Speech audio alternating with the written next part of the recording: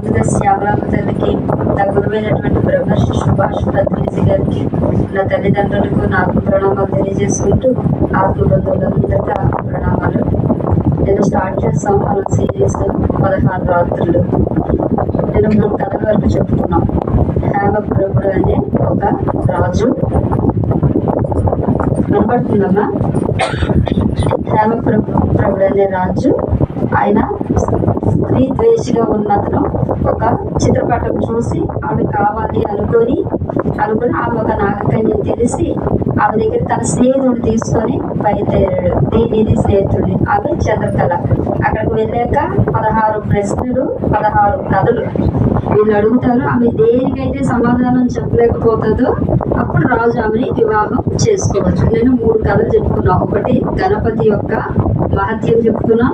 2 అన్నదమ్ములిద్దరు రాజు అన్నీ చనిపోతే ఆ కుమారుని ఎలా చంపాలనుకున్నాడు, 2వ కథ. 3వ కథ 2 స్నేహితులు దొంగ ప్రతిబింబల వరకు మనం చెప్పుకున్నాం. 3కి ఆమె సమాధానం చెప్పేసింది. ఇప్పుడు 4వ ప్రశ్న.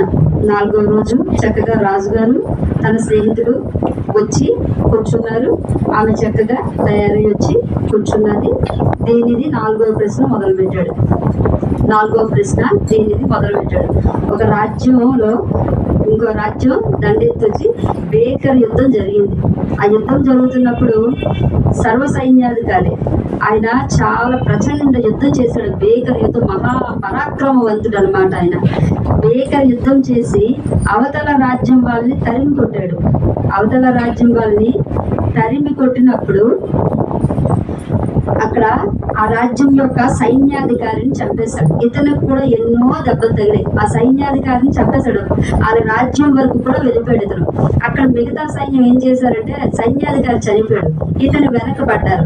ఇతన్ని ఎలా అయినా చంపేద్దాం, మనలో ఎంతమంది చనిపోతే చనిపోయి ఇతను చంపేద్దాం. ఇతనికి అప్పటికి ఎన్నో దెబ్బలు తగిలేశాయి, రక్తం కారేస్తుంది.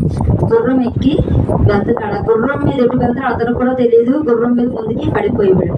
ఆ గుర్రం ఎటు పరిగెట్టిందో తెలియదు. పరిగెట్టి కొంత దూరం వెళ్ళాక వీళ్ళు మరి వెళ్ళలేక ఆగిపోయారు.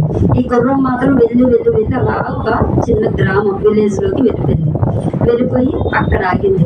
ఇతనికి ఒంటి మీద స్పృహ కూడా సరిగ్గా లేదు. దిగాడు, నడుస్తున్నాడు, ఎటు నడుస్తున్నాడు తెలియదు. అలా వెళ్తూ ఒక ఇంటి దగ్గర ఆగాడు. ఆ ఇంటి తలుపు ఇలా కొట్టి పడిపోయాడు. అక్కడ పడిపోగానే ఆ ఇంటి లోపల నుంచి ఒక స్త్రీ, ఒక ఆమె, ఇద్దరు. అది ఒక బ్రాహ్మణ ఇల్లు. ఆ బ్రాహ్మణులు అంటే పూర్వం వృత్తి రీత్యా పక్క ఊరికి వెళ్ళి ఏమైనా సంపాదించుకొని తెచ్చేవారు అనమాట. అలా ఆయన లేడు. ఆ భార్యకి తోడుగా ఒక పని మనిషిని పెట్టి వెళ్ళాడు.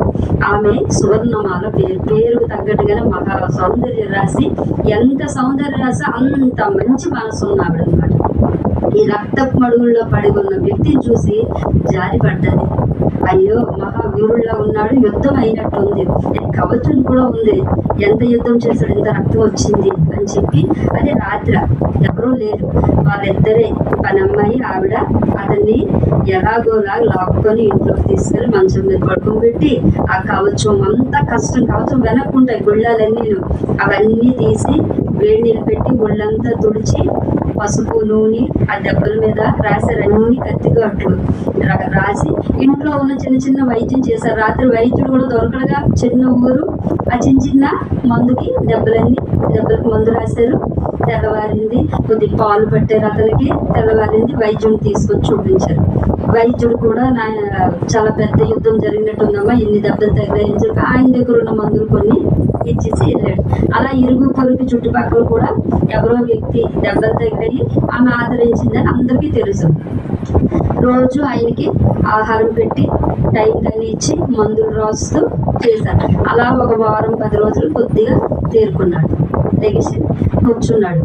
ఈమె తల్లిలాగా అన్ని చూసుకొని అటు ఇటు తిరుగుతూ, నాయన ఏమైనా తింటావా, తాగుతావా, ఏం కావాలి అన్ని అందిస్తూ ఉన్నది. చాలా మంచి వ్యక్తే, కానీ మనస్సు అనేది ఒకటి ఉంటుందిగా, చిన్న చంచలమైంది, అది ఊరుకోదు. ఈమె మహా సౌందర్యవతి. ఆయన మనస్సులో చిన్న మోహం కలిగింది ఈమె మీద. స్త్రీ ఎంతో సాయం చేసి మోహం కలిగింది.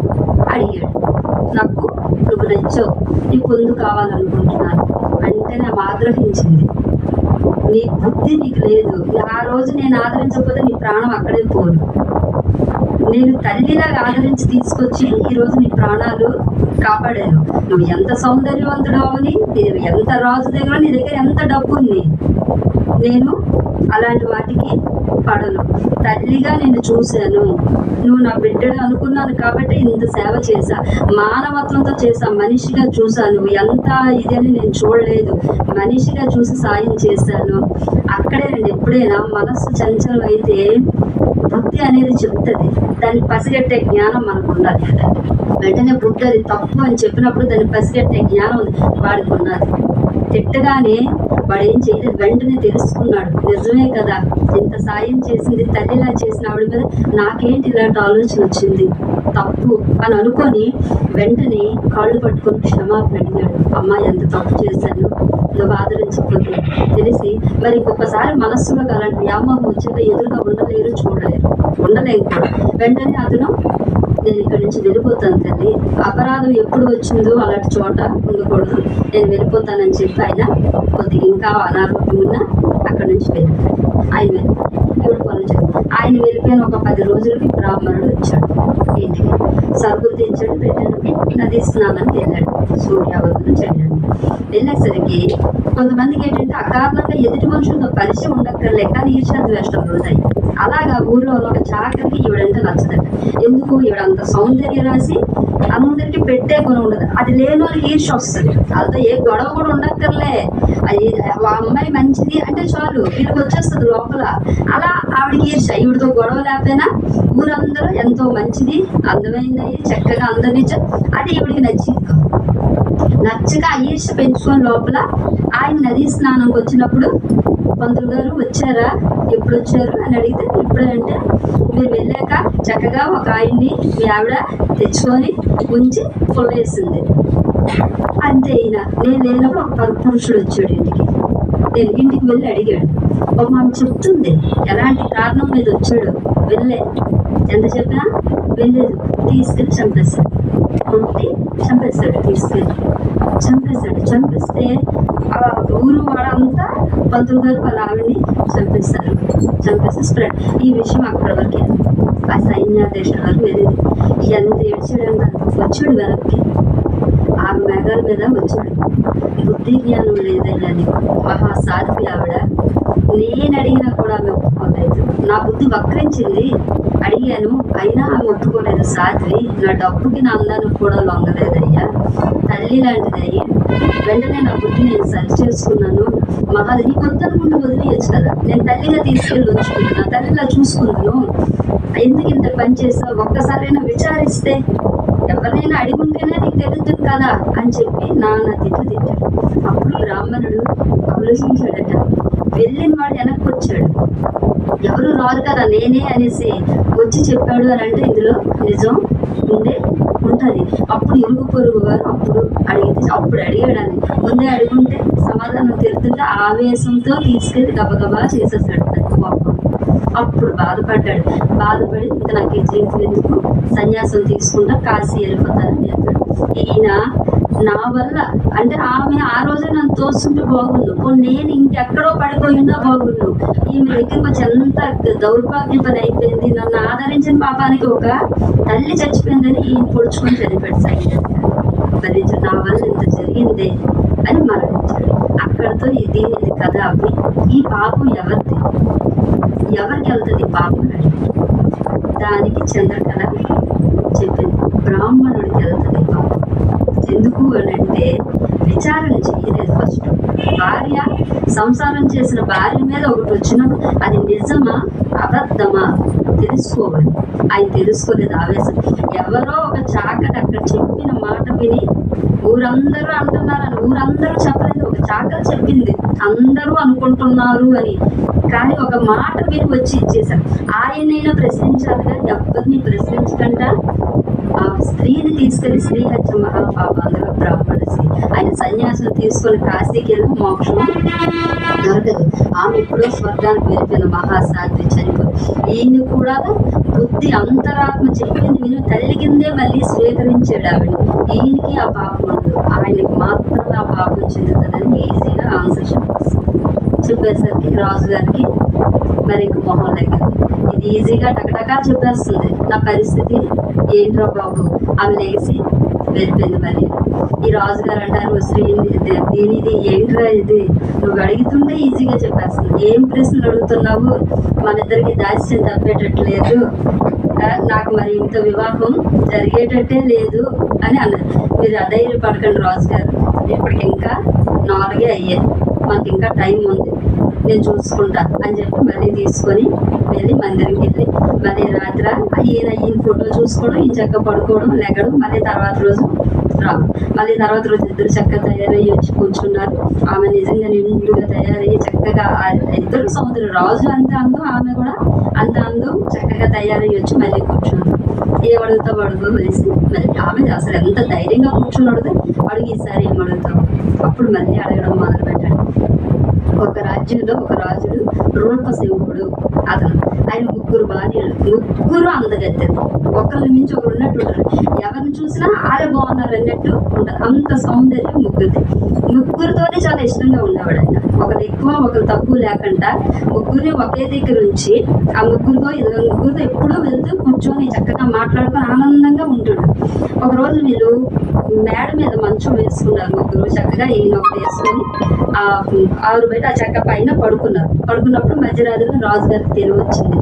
లెగిచి అటు ఇటు తిరుగుతూ ఉన్నారట. వీళ్ళు 3 మంచాల మీద, ఎవరు మంచం మీద పడుకున్నప్పుడు 3 ముఖాలు చూస్తున్నాడు. ఎవరి ముఖం చూస్తే అదే చంద్రబింబంలా కనపడుతుందట. ఆ కలుగు రేకుల్లా ఉన్నదట. ఈయనకి అనిపించిందట, అసలు ఈ 3లో అసలైన అందగైతే ఎవరు, 3లో ఎవరు ఎక్కువ అందంగా ఉంటారని తెలుసుకోవాలని అనిపించి తర్వాత రోజు మంత్రిని పిలిచి అడిగాడు. ఎక్కువ మంత్రులతోనే రాజులన్నీ అడుగుతారు, నా 3 భార్యలో ఎవరు అందంగా ఉంటారు, ఎలా చెప్తాడు మంత్రి? చిక్కు ప్రశ్న, ఒక పేరు చెప్తే ఒక పేరు చెప్పకపోతే అయిపోతుంది. ఆయన అన్నారు, రాజా ఇప్పుడు ఎందుకు అయ్యా, చక్కగా 3 అందంగా ఉన్నారు కదా, హాయిగా ఉన్నావు, బాగున్నావు, ఇప్పుడు ఎందుకు ఇలాంటి ప్రశ్నలు అంటే, లేదు నాకు తెలుసుకోవాలని ఉంది, 3లో ఎవరు అందగత్తే అంటే, దీన్ని నేనైతే చెప్పలేదయ్యా, 3 అందంగా ఉన్నారు, నాకైతే తెలీదు. ఇక్కడ క్రాంతికుడు అనేసి ఒక వ్యక్తి ఉన్నాడు. ఆయన ముత్యాల్లో మంచి ముత్యాన్ని ఇట్టే పసిగడతాడు, రత్నాల్లో మంచి రత్నాన్ని ఇట్ట, ఆయన్ని పిలిపించి తేలుద్దాం అన్నాడు. సరే అని చెప్పి ఆయన పిలిపించారు. ఆయన్ని పిలిపించిన తర్వాత ఆయనకి విషయం చెప్పలేదు. ఆయనకి పిలిచి అడిగినా చెప్పరు ఎవరు. అలానే రాణులను ఎదురు వచ్చి నిలబడమంటే వాళ్ళు రారు. రాజుగారు ఏం చేశారు, మంత్రి ఇద్దరు అలా కాకుండా మనతో కూర్చొని మాట్లాడుతున్నప్పుడు రాణి గారి చేత ఏమైనా పంపిస్తే వాళ్ళు వచ్చి వెళ్తే ఈయన చూసిన తర్వాత అడగచ్చు అనేసి వీళ్ళు నిర్ణయం తీసుకొని కూర్చున్నారు. పెద్ద రాణి వచ్చింది, ఆ పానీయం తెచ్చి ఇచ్చింది, అందుకున్నాడు, చూశాడు, ఊరుకున్నాడు. ఆమె వెళ్ళిపోయింది. ఈయనకి తెలియదు విషయం ఏంటనేది, ఊరుకున్నాడు. మళ్ళీ 2వ రాణి చేత ఇంకొక రకం పంపించారు. ఆవిడ వచ్చింది, అందరికి అందించింది, అప్పుడు మొహం చూశాడు. అలా 3వ రాణి కూడా వచ్చి వెళ్ళిపోయింది. ఈయన చూసి ఊరుకున్నాడు. వాళ్ళు వెళ్ళిపోయిన తర్వాత రాజు అడిగాడు క్రాంతికుడు, నా భార్య 3ని చూసావు కదా రాళ్ళు అంటే, చూశాను, 3లో ఎవరు అందంగా ఉన్నారు, వీడికి అయిపోయింది. ఎవరు ఎలా చెప్తాడు, 3లోని ఎవరు అందంగా ఉన్నారు చెప్తే నువ్వు నా భార్యను చూస్తావా అని అడుగుతాడేమో. లేదు ఎవరో ఒక పేరు చెప్పండి, మిగతా ఇద్దరిని సమయం ఇచ్చేయకపోతే మళ్ళీ నాకు అని ఆలోచనలోని వెంటనే చెప్పగట్టం, రాజా నేను ఇప్పుడు ఒక్కసారి చూశాను కదా, నాకు కొద్ది టైం ఇవ్వండి, ఇంటికి వెళ్ళి ఆలోచించుకొని నేను చెప్తా అనేసి వెళ్ళిపోయాడు. అక్కడి నుంచి ఇంటికి వెళ్ళిన తర్వాత ఒకరోజు టైం తీసుకొని ఉత్తరం రాశాడు. రాజా మీ 3 భార్యలు అందగత్తలే, 3 బాగున్నారు, ఎవరిని అంచక్కర్లేదు, మీరు చక్కగా హాయిగా ఉండండి అని చెప్పి ఒక ఉత్తరం రాసి వెళ్ళిపోయాడు. ఈ ఉత్తరం వచ్చాక రాజు చూశాడు, మంత్రి చూశాడు. మంత్రి అన్నాడు, అయ్యా మీరు ఎంతమంది అడిగినా ఈ సమాధానం దొరకదు అయ్యా, అయితే నేను ఒక ట్రిక్ చెప్తాను, అది ఫాలో అవ్వండి, తెలిసిపోతాను. అలానే మంత్రి ఒక ట్రిక్ చెప్పాడు. రాజు అది ఫాలో అయ్యాడు. అవ్వింది ఎక్కిన తర్వాత ఎవరు అందగత్తే తెలిసింది. ఆ తెలిసిన దగ్గర నుంచి రాజు ఏం చేశాడు, ఆమెతో ఎక్కువ ఉండడం మొదలుపెట్టాడు. ఇంతవరకు 3తో ఉన్నాడు, ఇప్పుడు ఆమెతో ఎక్కువ గడపడం మొదలుపెట్టాడు. వీళ్ళిద్దరిని పక్కకు ఉంచడం మొదలుపెట్టాడు. ఈ మిగతా ఇద్దరికి కోపం వచ్చింది.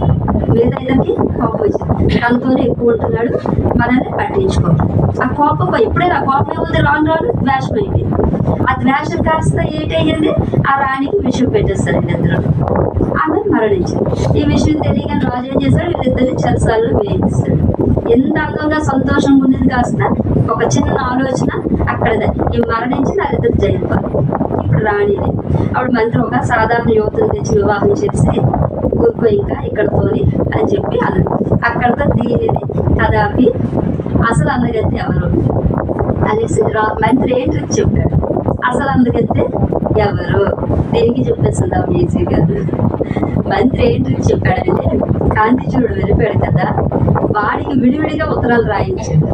మొదటి భార్య రాసినట్టుగా ఒక ఉత్తరం, రెండవ భార్య రాసినట్టుగా ఒక ఉత్తరం, మూడవ భార్య అసలు నేను మిమ్మల్ని ఇష్టపడుతున్నాను, మీరు ఫలానా చోటుకి రండి, కలుసుకుందాం, వేరు వేరే ప్లేస్లు ఒకే దగ్గర కాకుండా మూడు ప్లేస్లు. ఆవిడ రాసినట్టు ఈవిడ రాసి ఇవి 3 లెటర్స్ సరే. ఆ 3 చోట్ల ఇద్దరు ఫోటోలు సీక్రెట్ గా ఉంచారన్నమాట. ఏ ప్లేస్కి వచ్చాడో తెలియాలి కదా, సీక్రెట్ గా పెట్టారు. వాడు ఎక్కడికి వచ్చాడు, 3వ భార్య రాసిన ప్లేస్ కి వీడు వచ్చాడు. అంటే వాడు ఎవరే, 3వ భార్య అందగత్తే.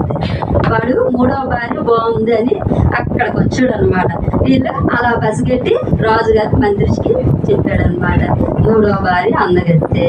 ఆ అమ్మాయికి ఈ మొదటి భార్య రెండవ భార్య విషయం పెట్టి చెప్పారు. ఇది ఈజీ చెప్సింది, అంతే కష్టమైంది కూడా ఈజీగా చెప్సింది. మరి బుర్ర పని చేయలే ఈసారి రాజు. మరి ఇంకా ఎంత ఈజీ కూడా చెప్పేస్తుంది, ఏం చేయాలో అర్థం అవ్వట్లేదు. మరి దేని దాని పేరు పెట్టినందుకు అడుగురా నువ్వు పెద్ద అంటే వీడు నవ్వుతున్నాడు. రాజా మీరు ఎందుకు నిరుత్సాహపడతారు, మన దగ్గర ఇంకా ప్రశ్నలు ఉన్నాయి, ఇంకా టైం ఉంది. ఇంకేం టైం ఉంది, 5 అయిపోయి 5 రోజులు గడిచిపోయింది, ఇంకెన్ని రోజులు ఉన్నది, మీరు నిరుత్సాహపడకండి, నేను చూసుకుంటాను. ఈసారి అసలు రాజు లేవడానికి కూడా ఇబ్బంది పడుతున్నాడు కూర్చుని చోటు నుంచి. ఇంకా నిరుత్సాహం వచ్చేస్తుంది, మరి దక్కదు నాకన్నా ఇది వచ్చేస్తుంది. ఆవిడ వెళ్ళిపోయింది, రాజుని తీసుకొని వెళ్ళాడు. మళ్ళీ యథావిధి కార్య తర్వాత రోజు వీళ్ళు వచ్చేసరికి వాళ్ళకంటే ముందు ఈవిడ వచ్చి కూర్చొని ఉన్నది, చక్కగా తయారైంది. రాజు చూస్తున్నాడు, ఇదేంటి మనకంటే ముందు వచ్చి కూర్చుంది, దీనిది మాత్రం నవ్వుతున్నాడు. చాలా తెలివైన వాడు, నవ్వుతున్నాడు, వచ్చి కూర్చున్నాడు. మళ్ళీ ప్రశ్న అడగమంటే ఈసారి ఇంకో ప్రశ్న అడిగాడు. మా ఊర్లో ఒక అంటారు కంగాలిగా తిరుగుతారు కదా, మోసాలు చేసుకొని తిరిగిన వ్యక్తి ఒకడు. వాడు ఏంటంటే చిన్నప్పటి నుంచి అందరినీ మోసం చేస్తుంటాడు. పెద్దయ్యాక ఎలా తయారయ్యాడంటే ఒక సాధువులా పూసలన్నీ మెండేసి తల జుత్తుకి ఇది చేసుకొని చేతిలో ఒక ఏంటంటే ఎముక పట్టుకొని ఒక సాధువులాగా అందరి దగ్గరికి వెళ్ళడం, మోసం చేయడం, డబ్బు తీసుకోవడం, ఇదే వాడి పని. చేస్తూ చుట్టుపక్కల గ్రామాలు మోసం చేస్తూ ఉండేవాడు. ఉంటే ఒకరోజు ఉద్యానవనం వైపు వెళ్తుంటే ఆ దేశ రాకుమారి హాస్యాస్పద ఆమె ఏనుగు అంబారి మీద వస్తుంది. ఆమెను చూసి వీడికి ఈమెను ఎలాగైనా వివాహం చేస్తుంది. వీడి స్థాయి ఏంటి అసలు, ఒక సాధువుగా వికారిగా తిరుగుతున్నాడు. రాకుమారిని చేసేసుకుందామన్న కోరిక కలిగింది. ఎలా అయినా రాకుమారిని వివాహం చేసేసుకోవాలి. ఆ కలిగి ఏం చేస్తాడు, ఆ కోట ముందు ఒక చెట్టు దగ్గర ఉంటే ఆ చెట్టుకి వెళ్ళగిలా వేలబడ్డ కాలు 2 చెట్టు కొమ్మకు పెట్టి తల క్రిందకి పెట్టి వేలబడ్డం మొదలు. అంటే రోజంతా తల క్రిందగా తపస్సు చేస్తున్నాడు, ఒక సాధువులాగా వీడు ఉంటున్నాడు. ఆ వార్త ఊరంతా వ్యాపించేసింది. సాధువు గారు తలకిందులుగా తపస్సు చేస్తున్నారు. రాజు గారు కూడా ఈ విషయం ఎవరో మహానుభావుడు వచ్చాడు, చెట్టు దగ్గర తపస్సు చేస్తున్నాడు తలకిందులుగా. రాజు కూడా ఆహాగోహం నిజమే. ఈమె ఈ హాస్యాస్పద ఒకసారి పరివారంతో బయటికి వెళ్తూ ఆయన చూసి పక్కపక్క నవ్వింది. ఈమెకి నవ్వు వచ్చింది, ఆ తలకిందులుగా చేస్తుంటే పక్కపక్క నవ్వింది. వెంటనే వీడు రాజు దగ్గరికి వెళ్ళి, నీ కుమార్తె నన్ను చూసి నవ్వింది, నా తపస్సుకు భంగం కలిగింది, నేను శపించేస్తాను, నీ రాజ్యంలో వర్షాలు పడకుండా నేను శపించమంటావా అని బెదిరించాడు. రాజుగారు నిజమే అనుకుంటున్నారు కదా, నిజమే అనుకుని వెంటనే రాజుగారు అయ్యయ్యో వద్దయ్యా, చిన్న పిల్ల తనకు తెలియదు, అందుకే నవ్వింది, నేను చెప్పుకుంటాను, మీరు అలాంటివి చెయ్యొద్దు అని ప్రాధాయపడితే సరే అనేసి వెళ్ళిపోయి మళ్ళీ చెట్టుకి వెళ్ళిపోయి వచ్చేసరికి రాజు మందరించాడు. తల్లి తప్పనగా వాళ్ళ మహానుభావులు వాళ్ళ కంట్లో మనం పడకూడదు, శపించేస్తాడు, వద్దు అని. మళ్ళీ ఇంకొక 3 రోజులకు మళ్ళీ బయటికి వెళ్తాం. మళ్ళీ వెళ్ళినప్పుడు మళ్ళీ చూసి మళ్ళీ నవ్విద్దాం. మళ్ళీ నవ్వేసరికి వీడు మళ్ళీ వచ్చాడు. ఈసారి రాజ్యమే కాదు, నీ కుమార్తెను కూడా శపించేస్తాను, నేను ఆమెను కూడా శపించేయమంటావా అని మళ్ళీ బెదిరించాడు. నేను అయ్యో చిన్నపిల్ల అయ్యా, తనకు చెప్పినా వినట్లేదు, నేను చెప్పుకుంటాను, మీరు అలా అనకండి అనేసి అన్న. ఆమె బయటికి వెళ్ళింది కదా, మళ్ళీ వస్తూ నవ్వుతూ వచ్చింది. వాళ్ళు చూస్తూ పక్కపక్క నవ్వుతూ లోపలికి ఎంటర్. ఈసారి వచ్చి పెద్దకోవాలి నేను అస్సలు ఊరుకోను, నా తపస్సు భంగం కలిగించేస్తుంది. నేను అనుకోవడం నీ కుమార్తెకి పిశాచి పెట్టింది, నీ కుమార్తెకి పిశాచి పెట్టింది, నేను వదిలించేస్తాను ఆ పిశాచి, మీరు అన్ని ఏర్పాట్లు చేయండి. రాజు కూడా అలాగే అనుకున్నాడు. కుమార్తెకి దీనికైతే ఎంత చెప్పినా ఇది నవ్వుతుంది కాబట్టి దీన్ని నిజంగా పెట్టినట్టు ఉండాలి అని చెప్పి ఆ గదిలో అన్ని ఏర్పాటు చేయండి, మీ కుమార్తెను ఒంటరిగా ఉంచండి. రాజు భయపడ్డాడు, ఇదేంటి ఒంటరిగా ఉంచమంటాడు, మీరేం ఇది అవుతే నేను చాలా దూరంగా ఉండే పూజ చేస్తాను, మీరు ధైర్యంగా ఉంచండి అని చెప్పి. సరే అని రాజుగారు కుమార్తెని ఆ గదిలో ఉండమని చెప్పారు. ఈమె చాలా తెలివైంది రాణి. వెంటనే ఏం చేసింది, ఇలాంటివి ముందు నుంచి ఆమె నమ్మటం లేదు కాబట్టి నవ్వుతుంది. వెంటనే తన పరివారంకి ఏం చేసింది, చెలికత్తెలకి ఆ గదిలోనే దాక్కోమని చెప్పింది ఒక 10 మందికి. అప్పుడు చెలికత్తెలు అంటే ఎవరో సుకుమారంగా తప్ప వాళ్ళు గట్టిగా ఉండేవారు, ఒక 2 యుద్ధాలు గట్టిగానే చేయగలిగే వాళ్ళు ఉండేవాళ్ళు, ధైర్యవంతులు అనమాట. అలాంటి వాళ్ళు లోపల సీక్రెట్ గా పెట్టింది. అంతఃపురాలను పెద్ద ఉండేవి, లోపల చక్కగా పెట్టి పూజ అని చెప్పి ఆయన ఏర్పాట్లు చేసి నోటుకు వచ్చిందల్లా చెప్తూ ఆ తర్వాత దగ్గరికి రా, నీకో విషయం చెప్తాను అన్నాడు. ఈమె నేను రాను అన్నది. అయితే నేనే వస్తాను అని చెప్పి దగ్గరికి వచ్చి చెయ్యి అయిపోయేసరికి గట్టిగా వేసరికి ఆ చుట్టూ ఆ లోపల ఉన్నారుగా పరుగులు వచ్చారు. ఇలా అలా చితకు బాధేస్తారు వాళ్ళు. మామూలుగా చేతులు ఆయుధాలు లేవు కానీ మనుషులు గట్టోళ్ళు ఫుల్గా వాడికి రౌండ్ వేసాక అప్పుడు రాణిని కూడా ధైర్యంగా ఉండేవారు. వార్నింగ్ ఇచ్చింది, ఇంకొకసారి దరిదాపులు ఎక్కడైనా కనిపిస్తే తోలు తీయించేస్తాను, మా నాన్నకి ఏం చెప్పకముందే ఇక్కడి నుంచి నువ్వు వెళ్ళిపో అని చెప్పాను. వాడు బయటకు వస్తూ నవ్వుకొని పక్కపక్క నవ్వుకున్నాడు. రాజు ఎదురయ్యాడు. ఏం చేశాడంటే, నీ కూతురు ఉన్న ఒడ్డు మీద ఉన్న పిశాచి నా మీదకి వచ్చింది, నేను తీసుకెళ్ళి బయట విడిచిపెట్టేశాను, మీరు ధైర్యంగా ఉండండి అని చెప్పి నవ్వుకుంటూ వెళ్ళిపోయాడు. రాజు నిజమే కదా, నా కూతురు మీద ఉన్న పిశాచి వదిలేసింది అనేసి రాజు అనుకున్నాడు. అక్కడితో కథ ఆఫీస్ శ్రీని చెప్పాడు. చంద్రకళ గారు ఎందుకు ఆడు నవ్వుతూ వెళ్ళాడు, దీనికైతే ఆ మొహం నిట్టూర్చింది రాజు చూసి. ఇది ఏం ప్రశ్న అసలు, ఎవడైనా చెప్పేస్తాడు ఇది, ఇంత ముందున్న క్రిటికల్దే చెప్పేసింది, ఇదే మాత్రం వాడు నటించుకొని వెళ్ళిపోతున్నాడు అంతే కదా. వాడు వైపు చూసింది రాజు వైపు, వీడు ఏంటి ప్రశ్న అనేసి రాజుకి అర్థమైపోయింది. ఏం చెప్పింది, వాడు నటించుకొని వెళ్ళిపోతున్నాడు, రాజు దగ్గర బయటపడితే పేకపోద్ది, దయ్యాన్ని వాడి మీదకి వచ్చినట్టు చేసుకొని నటించి వెళ్ళిపోతున్నాడు, ఈ ప్రశ్న అనేసరికి శ్రీనిధికి తెలుసు. రాణి ఆవిడకి సరిపోయింది. రాజు ఎక్కువ మొహం వేసేసాడు, వీడు ఎంతవరకు కొంచెమైనా కఠినంగా అడిగాడు, ఇక్కడేంటి ఇలా చేసావు. అప్పుడు ఆయన తెలుసు శ్రీనిధి తప్పు, దీనిది తెలివి తక్కువ కాదు, ఆయన ఆమెను పసిగడుతున్నాడు, ఆమె రాజుని ఎంతవరకు ఇష్టపడుతుంది. నిజంగా రాజు అంటే ఇష్టం లేకపోతే ఇంతవరకు కూర్చొని ఇచ్చేది కాదు, ఈ సమాధానాలు ఇలా చెప్పినప్పుడు రాజు వైపు అలా చూసేది కాదు. ఆయన పసిగడుతున్నాడు. రెండోది ఏం చేస్తున్నాడు, తెలివితేటలకు పరీక్ష పెడుతున్నాడు. ఈమె మా రాజ్యానికి రాణి అవుతుంది, ఎంతవరకు ఈమె తెలివితేటలు, రాజ్యాన్ని ఎలాగా రాజుతో పాటు నడిపించగలదు.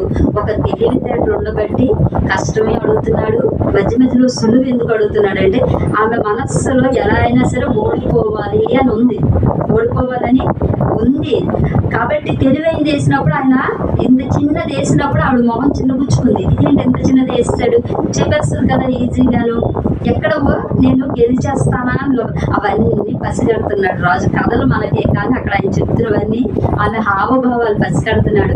రాజుకు తెలియదుగా నిట్టూర్చేస్తాడు.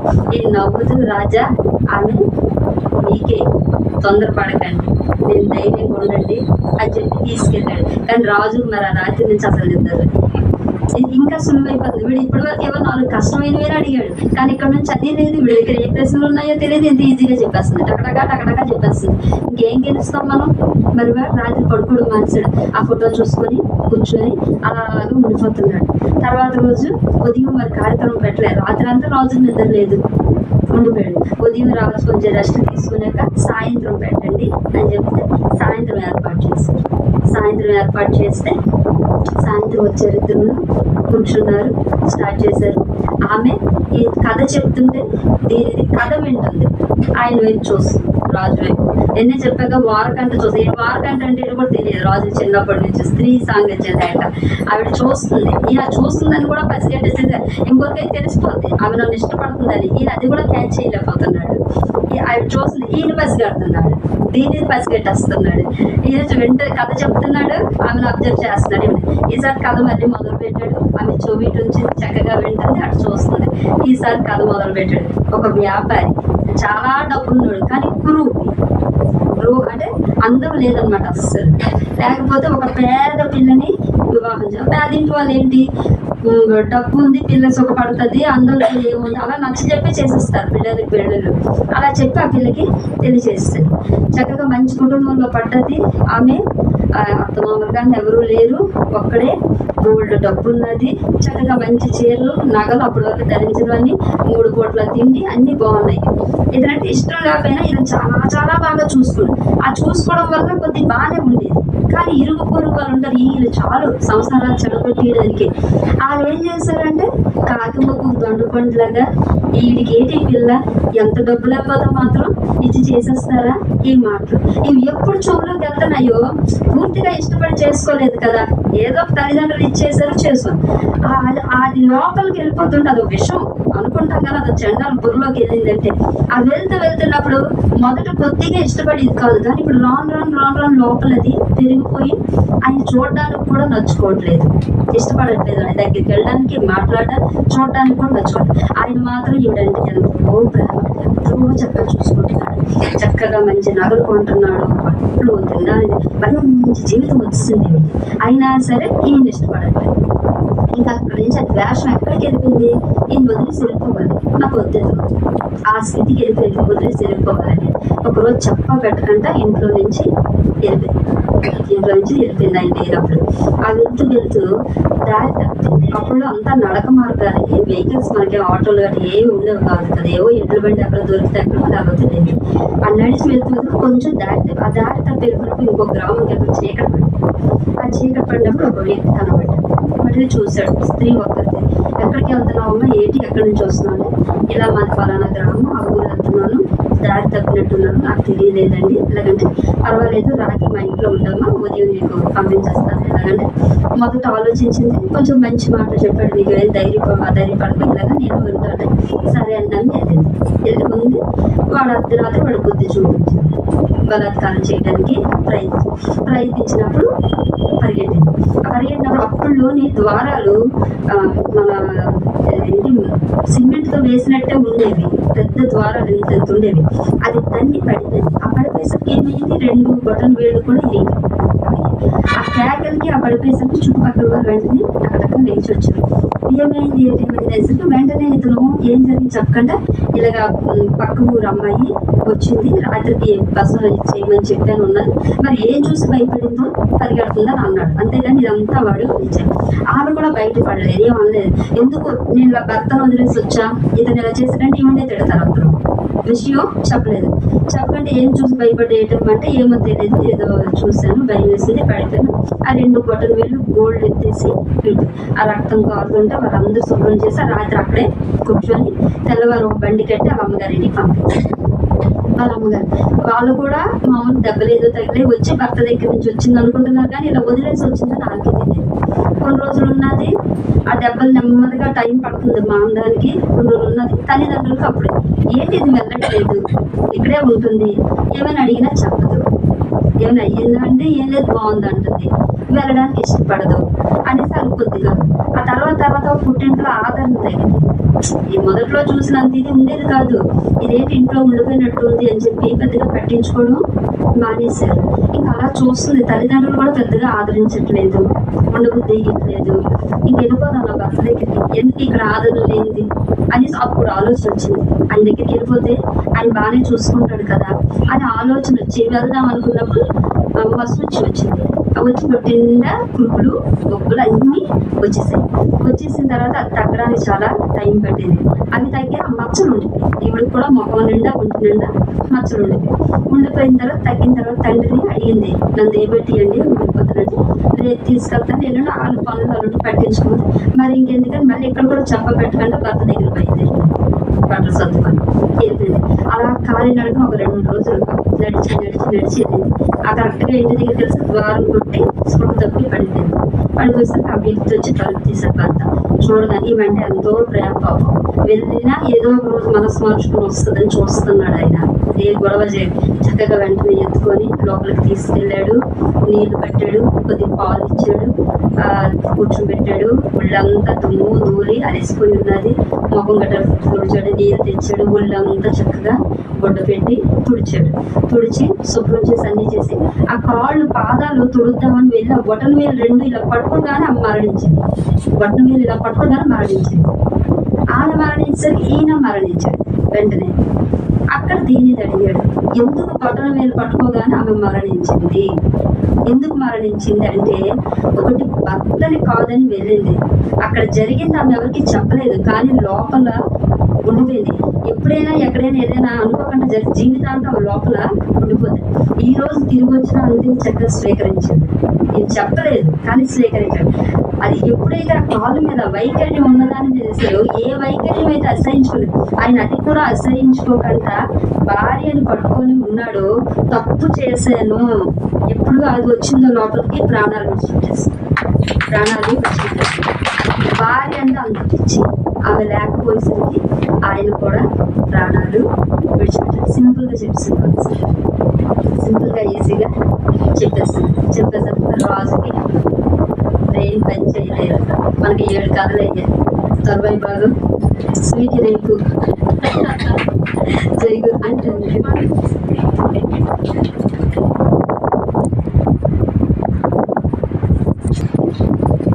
బాగున్నాయా?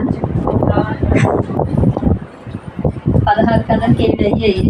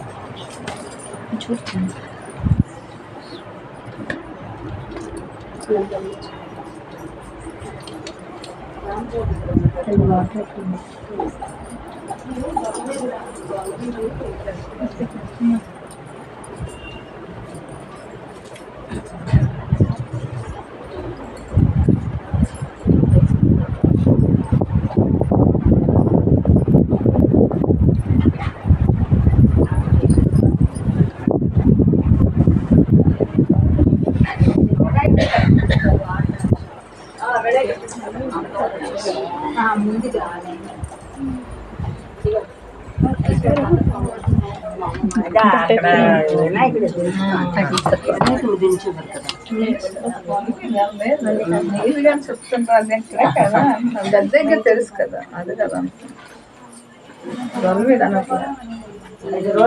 కనిపిస్తుంది కదండి.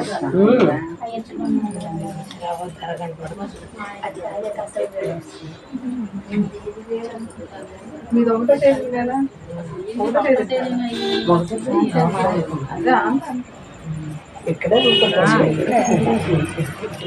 కనిపిస్తుందా? కనిపిస్తుంది కదా, చీకట్లో ఉండొచ్చు.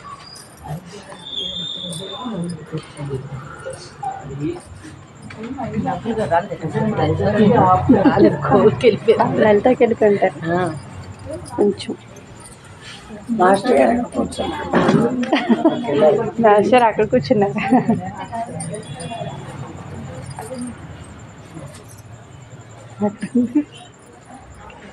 కనిపిస్తుంది, చీకటిగా ఉంది. లైటింగ్ పాట చీకటి ఉంటుంది.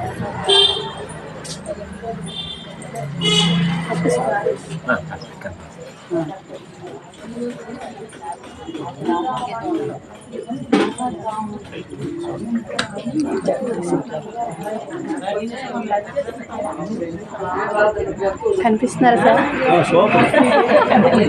మరేం చేసేది లేదు.